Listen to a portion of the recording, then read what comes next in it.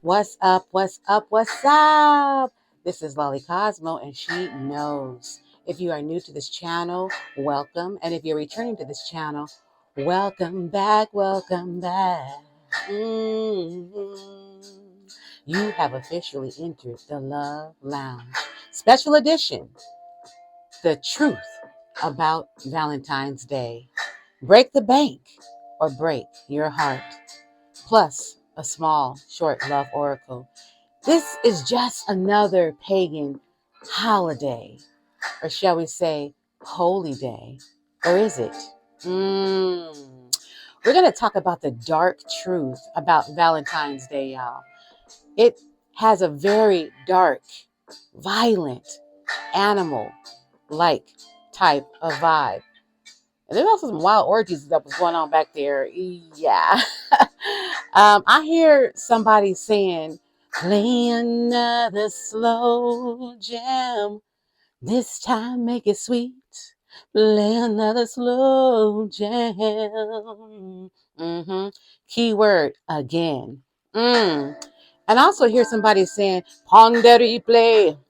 Somebody up in here is Jamaican or from Jamaica, Queens, maybe Jamaica, Queens or Queens, New York even, or you see yourself as a queen. Come on, somebody. All right, let's go ahead and get started.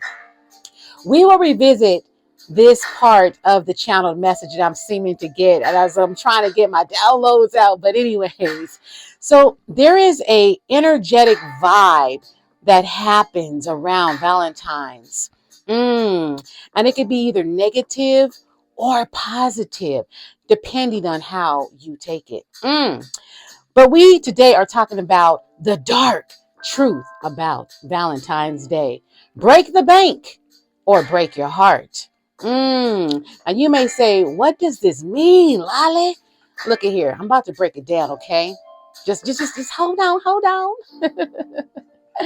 And we're going to also talk about what love means biblically, what love means globally, what love means in the Greek mythology. And you know how they love to get down, if you know what I mean.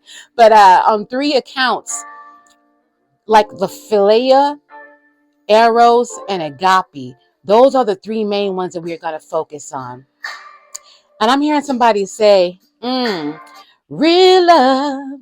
I'm searching for a real love. Real love. You see, people are falling in and out of love all day long. But what is love? Love. Is it just a word? I think not. And if it is, what does it really mean? All I know is love is a verb, and a verb is action. But let's see, what does the Bible say for you Bible stumpers out there? Because I know you're listening. You're always listening. You got your ears tuned on. Yes, indeed. Well, if you want to go research in the Bible under 1 Corinthians 13 and 13, also John 15 and 13, where it talks about love being the highest vibration, the highest frequency in all the earth. It has the power, you guys, the power to heal the sick, the power to heal and help the deaf and the blind, the power to heal. Somebody say the fragmented heart. Yes, indeed. The dark truth about Valentine's Day. And it ain't got shit to do with love. It is a $1 billion industry. They say and conclude that each year, Valentine's Day alone brings in, get this, $25+ billion a year. It's so freaking commercialized. It's almost insane the lens that people go through just to try to prove they love somebody. Not through action, but by how much they can spend on that jewelry, but by how much they can spend on them chocolates, but by how much they can spend in general. But are they spending time? Are they spending quality time with that person? Are they providing nurturement? Are they providing love, peace, and understanding? Is it unconditional? Most importantly, like I said, love is an action word. Now, don't tell me you love me. I'll never believe you. But if you show me you love me, then and only then I'll know. The dark truth about Valentine's Day. Break the bank or break somebody's heart. Cities and kingdoms rise and fall if there is no gifting, if there is no jewelry or chocolate bought, or no lavish dinner. For some of y'all here, a car. Okay, nigga better buy me a car. Dang, that's out of pocket. But that's what somebody's ancestor is telling me that you're saying right now. And for those who don't feel loved, don't feel special, you ain't gotta beg, honey. You got to know that you don't have to beg for love. No. And a lot of people don't have gratitude around this time. You know what I'm saying? They thought they were gonna get this, but instead they got that. Right? And it can destroy literally a beautiful relationship. It can destroy literally a beautiful friendship. It can destroy literally a beautiful marriage just because one day out of the funky year, one funky day out the year, y'all, somebody didn't get their chocolates or somebody didn't get their roses. It's like, wow, really? And another thing that Spirit wants me to address is that there's so many women who feel like, oh no, he got to spoil me today. Oh no, he got to do for me today. Honey, love ain't got no gender attached to it. Love is infinite. Love is limitless. Love is colorblind. You got to know that. So what I'm saying is, you too can go get something beautiful if you are into this tradition. Go get something beautiful or do something beautiful for your man as well. Because I feel like sometimes the men, come on now, y'all men hear me out there. I know y'all agree. Sometimes the men go ungneglected, right? Like you're not capable of loving, but getting the love in return. And if you're in a relationship, it should be give and take, right? It should never be one-sided. But this one day, does it go deep? Is it surface deep? Or does it dive real deep? Does it go deep to the bone, to the marrow, where you love that person unconditionally, where you love that person despite their faults? Do you love this person despite their weakness, despite their quirkiness, despite what they don't do and when they do? Do you love this person when they sick or when they down or when they up? Can we examine what is love, as well as how it all got started? Yes, indeed. Dark truth about Valentine's Day. The dark truth is that we spend so much money that sometimes you break the bank trying to get that little extra something. And it's great for those who invent this stuff because it's a $25 billion industry. It's hyper commercialized, and it makes a lot of people feel like, okay, well, the value of love that I either receive by getting these gifts or not shows the value of who I am and my worth. By God, that's crazy in itself if you think about it. February 14th, we need to know, my beautiful collective, that it is a pagan holiday. It also has a sadistic darkness about it. And all this little hearts and Cupid and flowers and chocolate, it's a distraction. It's a distraction so that we don't understand the true essence of love. And we put so much gratification in these chocolates and roses and things that are given that we don't even realize the ritualistic, satanic darkness that is behind the whole origin of February 14th. You see, back on February 14th in ancient Rome, this was the day. Now, y'all can laugh if y'all want to when I say this, because I can't seem to get the word right, but it's Lupercalia. So Lupercalli. It was a major blood sacrificial ritual where all of the Roman men would literally get butt booty naked and run into the streets. And before this, they would sacrifice dogs, they would sacrifice goats, and they will literally take the skin of them and beat the unmarried and non-fertile women. And in their belief system, they would believed that this would somehow make them more fertile. Now, y'all know that's retarded, right? And then later on, they would party and have wild orgies with some of the younger children. And at the same time, they would worship the deities and offer this blood and these dead carcasses to these deities, while at the same time putting the names of young men and women, young girls and boys, into a basket, and then having the older men draw the name and then go off and have a wild sexual orgy, right? And so on February 14th, there was also a day where there was also a group, I'm sorry, on this day called the Normans that also started a tradition called Valentine Day. And apparently that had to do with the lover of women, right? And somewhere down through the line, it kind of got mixed up.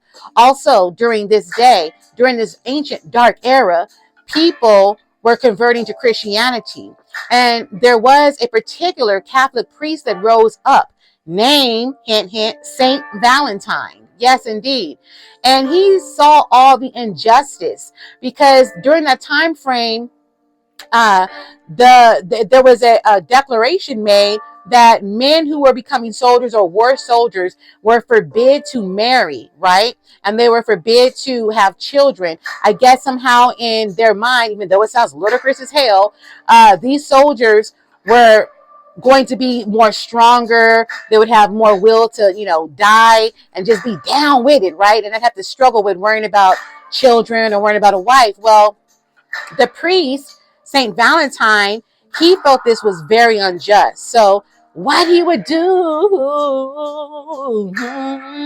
he would go into hiding and marry many soldiers, right? To their love, they would have kids, they would get married, and this was going on for a minute, right?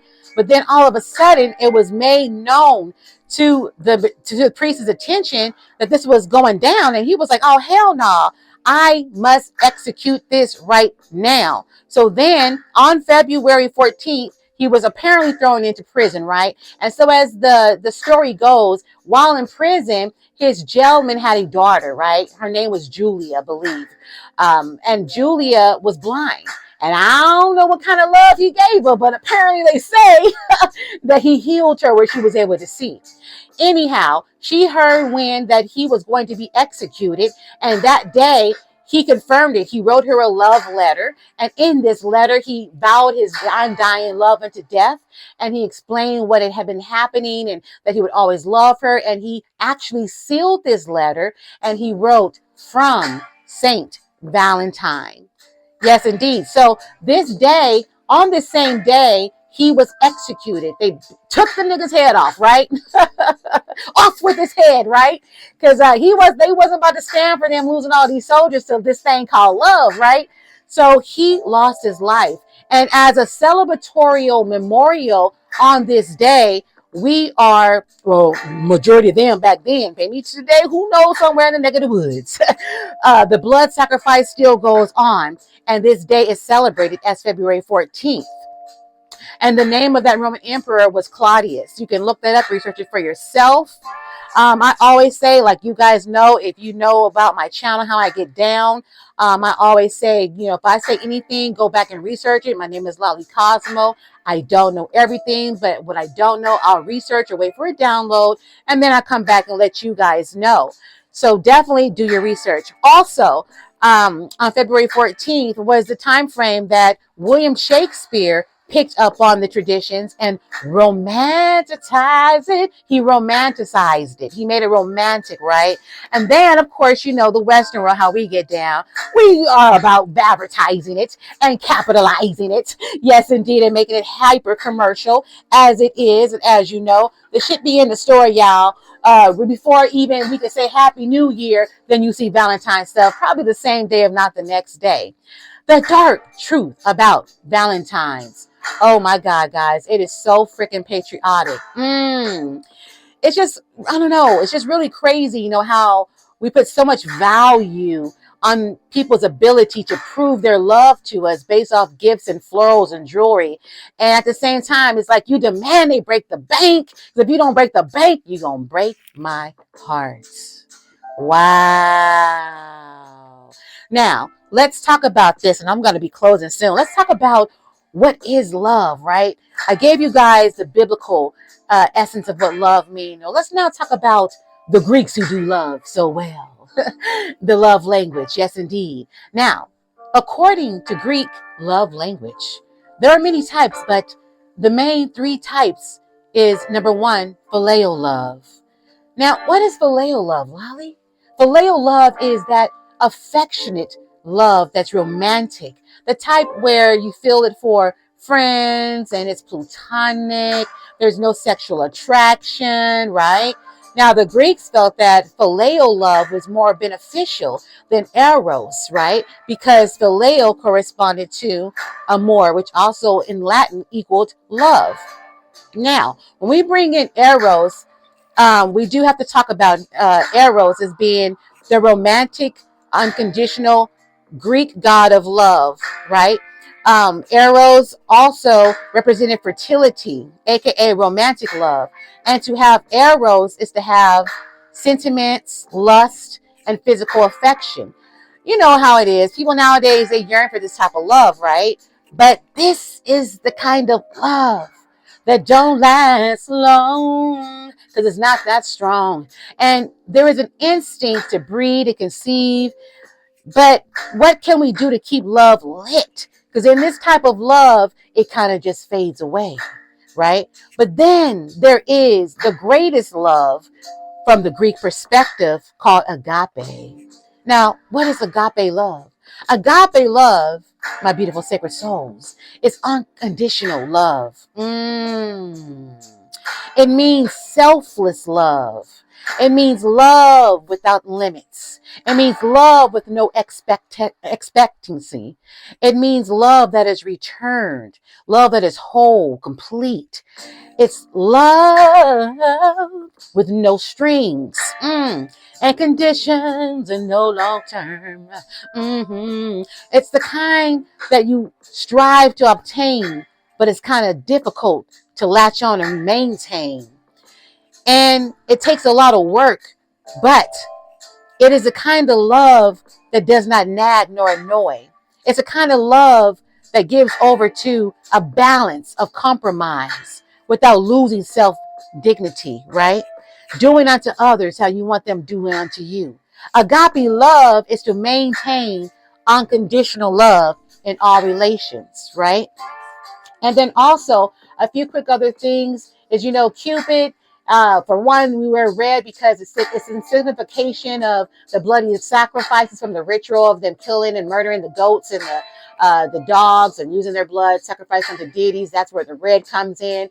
Cupid, there ain't no real naked booty, little angel baby booty running around with two wings, but energetically there may be for you, who knows? And some people really believe he's real, but he was the child of Venus. You can go check that out. And then, Aphrodite and all that's involved, Nimrod, all that will come up when you start digging deep. But just for the sake of this video, keeping it short as possible, just be mindful, you guys, is what I want to say on this day, that love can be shown any time of the week, any time of the month, any time of the year. It's not what it has cracked up to be. I'm not saying don't go celebrate. For you guys out there who are used to tradition, do you. But for those who want to know the truth about Valentine's Day and what it really represents, that's why I'm here. Now, I'm closing very soon. I must give another Bible stumper scripture. 1 Corinthians 13, 4 and 8. I'm going to give a few things also about what love is, and then I'll give my final thought. Thanks so much for listening so far, you guys. Now, what is love? Love is patient. It's patient. Love is kind. And love doesn't envy or boast. Love is not arrogant or rude or in pride. Love does not exist on just for me. Love is not irritable or resentful. But love does not rejoice at wrongdoings, but rejoices with truth and peace and harmony. Love also protects, trusts, and always hopes and perseveres. And love never fails when it's real. I encourage you today, especially those who are sad, lonely, and heartbroken. Know that it is better to have loved and lost than never to have loved at all. Love is a true gift. And no matter what happens, or whatever you get or not, get this, that you must love the divine and love your damn self. And that, my beautiful sacred souls, is the greatest love of all. Oh, yeah. Don't forget to love you first, and everything else will follow. Always, don't forget to share. You never know who might need this message just in time. And like and share and subscribe. Again, my name is Lolly Cosmo, and she knows. Thanks, loves.